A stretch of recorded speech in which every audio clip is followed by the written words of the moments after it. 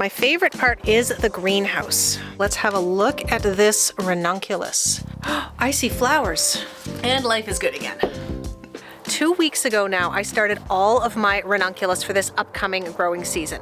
And timing is tricky around here because the ground is actually still frozen. This is actually the first day that I'm seeing the ground without any snow. The upper garden is completely clear except for some weeds and a bunch of leaves that blew in. That's fine. That's going to need some cleanup. In the lower garden, all I can see is all of the junk that I did not get put away in the fall. But there are things happening. The feverfew is still green. It looks like at least half the plants pulled through the winter, and that's pretty good for feverfew. Something has eaten all my saffron crocus, I see. That's probably deer. That's fine. I was planning on moving these anyway. Some cold damage on the Sweet William, but otherwise I think this will likely pull through. There is a skipping rope. And then there is some larkspur. The larkspur looks great, actually. And I forgot that I had a little bit more feverfew in this bed. Oh, and you know what? I did. I planted daffodils in here. Just barely popping up, but I do see some daffodil foliage in there. I'm having a close look at all these beds today because I don't actually know where I'm going to plant my ranunculus this year. It might go in these rows here. I have 7 empty rows. You can't even really see them right now. There's so much debris down on the ground. But that's okay. We'll get it cleared up pretty quick. My favorite part about this garden, though, is the greenhouse. There we go. I have not been in here much, and I don't expect a lot of the plants in here to have survived. I always end the season with a bunch of things that I just didn't get potted up. These I think I will be fine. Now these are dwarf cypress, and you can really tell the difference between the ones that overwintered outside. I actually just brought these in last week. There is an herb pot that may or may not have survived. That parsley looks like it still has some green. I don't have a whole lot of hope for that rosemary. These succulents, though, some of them might be okay. Everything in here needs a good water. And on this side, I have some tarragon in pots, and I do see some shoots there. So I guess a lot of those have survived. And this is a fig tree. I'm unsure about the exact hardiness of this, but it did survive last winter outside with no protection, and we had a pretty significant deep freeze. I see flowers. Wait a second. You see those? I think those are snowdrops. Snowdrops! Oh, look at that. We officially have the season's first flowers. I mean, not open, but pretty close. Looks like frost heaving has pulled some of these bulbs out of the ground, but those plants are still growing. Those ones are a little bit better, though. Looks like I have some mulching to do in the greenhouse, but still, we have flowers. I'm really just outside today to try to remind myself which areas are already planted and which areas might be free to actually move these ranunculus. But what's going to happen pretty soon, because it's way too cold to plant them outside yet, the ground is still completely frozen, although with the temperatures this coming week, I think it's going to thaw pretty quick. My ranunculus are going to get potted up and moved out to the greenhouse, and that is the process that I'm going to start today. So even though it is much warmer than it has been, it's still pretty chilly out. So let's head back inside. I'm going to make a cup of coffee and we'll get to work. Honestly, still a little embarrassed to show the state of the garden right now after it's been covered in snow and ice for multiple months. And it always looks like such a mess in the spring. Oh my God, look at the mess I left in here. I cannot do a thing on this table. This is what happens when you repot things in a hurry. Now, before I deal with that, let's have a look at this ranunculus. There it is. So these ones up here are in basically seed trays.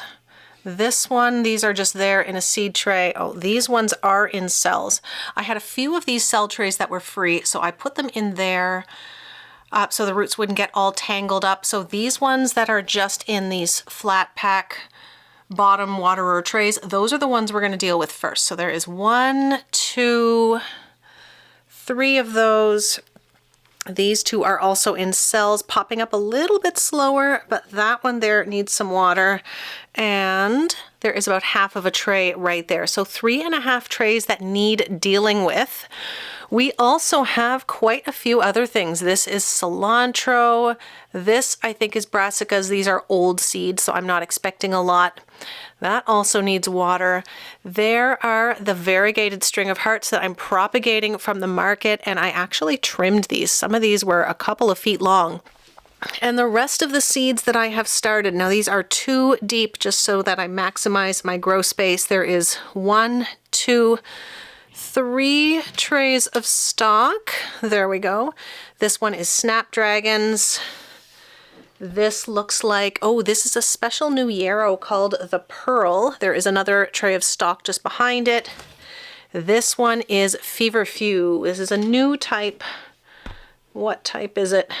Feverfew Cameron. And these, let's see if we have any brand new babies under here. Yes, we do. Oh, we have Iceland poppies. Let's get rid of that dome. Let's have a look at some brand new baby Iceland poppies. You might be able to see the tiniest hint of green in there, just barely. And the last one might be more snapdragons. Yes, we have more snapdragons. Lovely.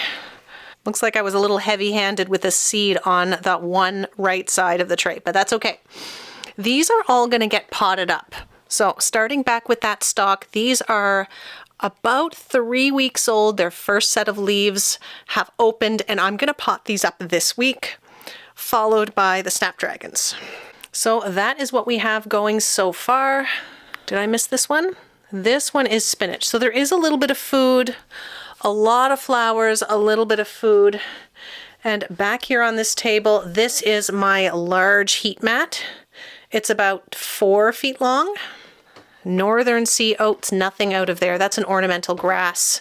This one is peppers. Do we have any peppers yet? We do not have any peppers. Now I start all my old seed first. So most of this is old seed. Parsley. We do not have any parsley, and parsley is sometimes finicky, especially with old seed. And then this is, what did I do here? Oh yeah, this one is eggplant. Just a few because I grow those for my neighbor. So I think what we're gonna do is pot them up into these. These are the biggest cells I have. They are 4 by 8, so that means 32 in each tray, which isn't a ton, but I have 6 trays. So 32 times 6. But what we're gonna do first is start with this half a tray right here so that we can get that out of the way. So these were started 2 weeks ago. There we go. Where's my coffee? I have seedlings, potting soil, and coffee. It is definitely spring. And life is good again. This is gonna make a big dramatic mess.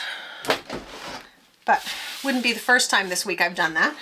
So let's just use this Rubbermaid lid.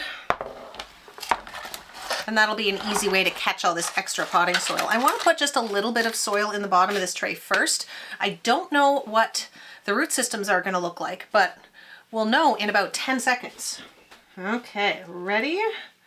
Now there's a few of these that haven't sprouted. I might collect them anyway. All right, here is our first one. There is a tiny little sprout. There is actually 2 tiny little sprouts and the start of some really nice roots. Lovely. So I'm going to bury the shoots a little bit, not too much, because I want to make sure there is more room for root growth.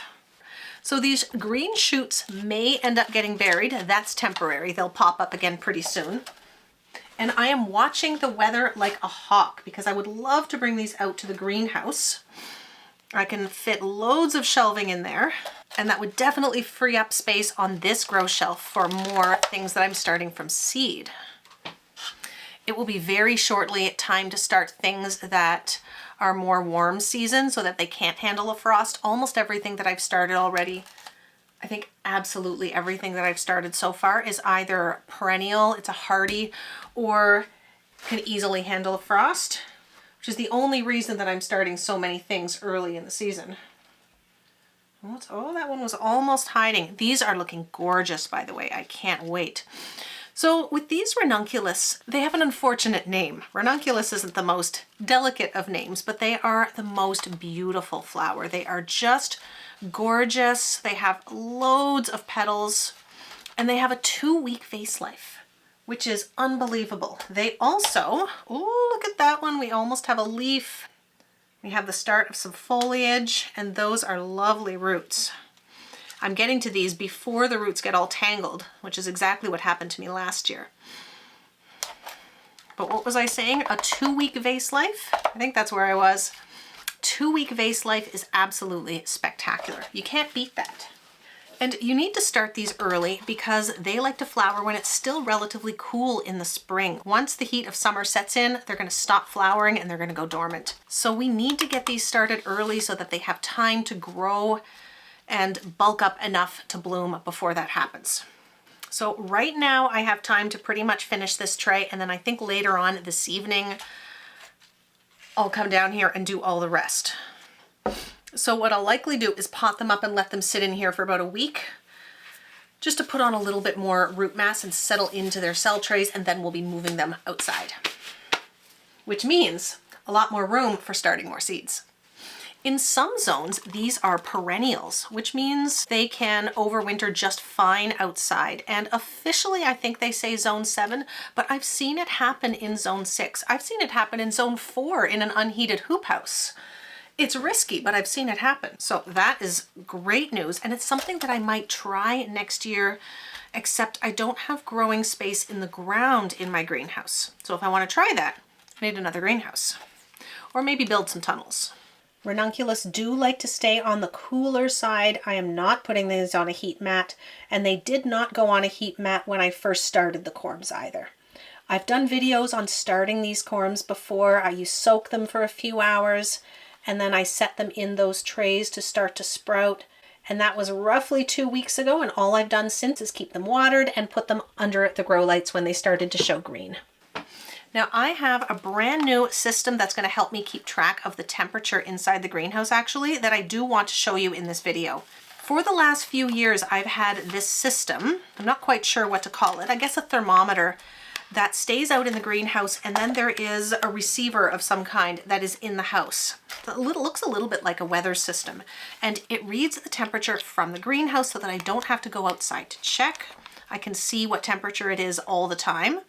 But it stopped transmitting. It was having some issues, so I found a new one, and this one comes with 3 thermometers. So I actually have one hanging off of my grow shelf right here, which is very handy. It also shows me the humidity, which is helpful.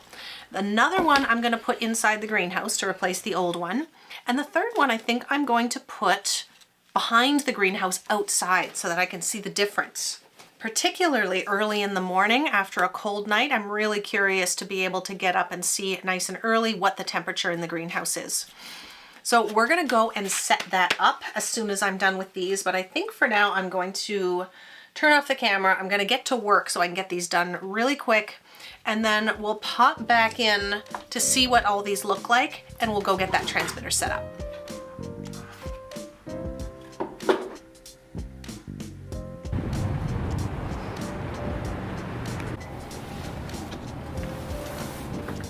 So after being in the greenhouse about 15 minutes, the thermometer is showing 9.3 degrees Celsius, which is roughly 48 degrees Fahrenheit and 22% humidity.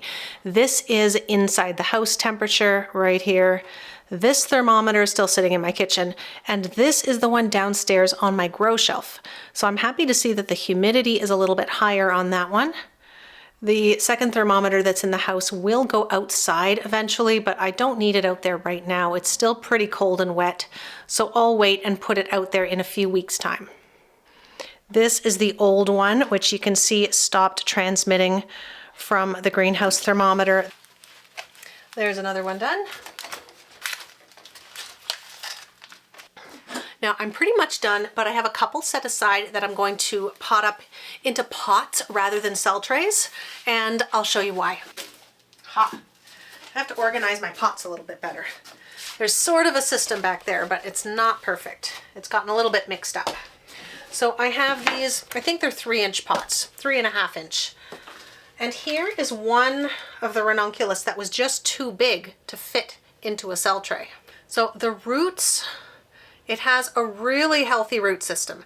And what's likely happened is that this is 2 or 3 corms. It divided last year, or it multiplied, I should say, and I did not divide it. So I don't want to stuff this into a cell tray. I'm going to give it its own pot, and these might end up in patio containers on my front deck. The only thing I'm going to be doing differently, since there is much more room in this pot, is I'm going to maybe bury it 1/2 inch deeper than I was in the cell trays, because there's a lot more space for the roots to develop.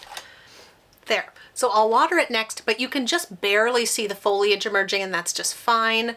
It'll be interesting to see with all of this root space if it grows stronger or faster than the ones potted up into cell trays, but we'll keep an eye on them, and we'll definitely give you an update in a couple of weeks' time. But it looks like, based on the weather, that all of these are going to get moved out into the greenhouse in a week or less. So this one doesn't have quite as much root growth, but a good amount of growth. There we go, on the top. The leaves have not unfurled yet, but there's 1, 2, 3, 4, 5, 6, 7, 8, 9, 10, 11, 12. There's still some growing, at least a dozen small shoots here. And it looks like maybe 4 or 5 corms. And you can see the stump. I wonder if you can see that in the middle. There's the stump right there from last year's shoot, and all of these around them are new. These are perennials in warmer climates, and they multiply, they bulk up just like any other perennials. So, which means if you are good at saving your corms, you will end up with way more plants each year. And what I'd like to do next year is pot some of these up even earlier into pots like this, and have them blooming for sale when the farmer's market opens at the beginning of May. So that means starting them about a month earlier, mid-January instead of mid-February. But I think that would be really nice to have blooming plants for sale at the market. People love ranunculus. They are such a gorgeous flower. Now here's one that has almost no shoots yet, but a lot more root growth. So they all develop at their own pace. So the last thing that I have to do is to water these 3 pots with the bigger ones that I just potted up, and then that's it. There, that's better. Camera battery died. I had to take a quick pause to go charge it, but we are good now. I was about to say that I am going to put the Amazon links for my new thermometer system thing. I'll put that in the description. I also have links to my large heat mat, my grow lights, the shelf that my grow lights are on, which is waterproof or water rust resistant, I think. 3 years and it's good. There isn't any rust on it yet, so it's been fine. And I do have Amazon links to some other things that I do use regularly. These gloves, I think these ones come from my local hardware store, but these I buy in a 3-pack every year, and I replace them because I just destroy them. There's almost water coming through this finger, but this is my last good one left, which is why I mismatched. And I don't like to buy a ton of things for the garden. I prefer to not talk you into buying a whole bunch of things that you don't actually need. I'm pretty stingy about what I buy for the garden, but anything that you see linked below are things that I use almost on a daily basis. I have them, I love them, and if you're gonna look for these things anyway, buying them from these links won't cost you any more, but Amazon does pay me a small affiliate commission for that, which helps support the channel. So thank you if you choose to use those links. Please hit the like button and subscribe if you haven't already. Within a week, I will see you out again in the garden when we move all these ranunculus out to the greenhouse after I clean it out, of course. So thank you so much for watching, and I'll see you then.